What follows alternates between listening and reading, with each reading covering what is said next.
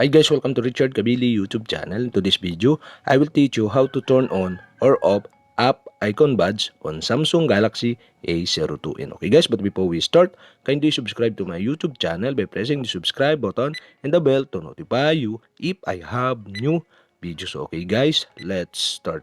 So okay guys, all you have to do is go to setting in your Samsung Galaxy A02. In settings, go to notifications. In notifications, go to advanced settings.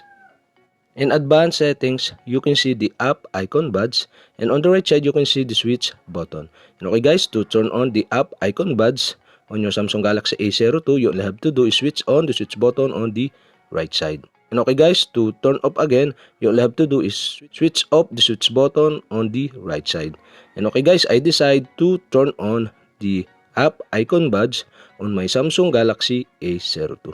And okay guys, that's it. We have successfully turned on or off app icon buds on Samsung Galaxy A02. And okay guys, if you have a question, kindly comment below. And don't forget to hit the subscribe button and the bell to notify you if I have new videos. Okay guys, thank you for watching.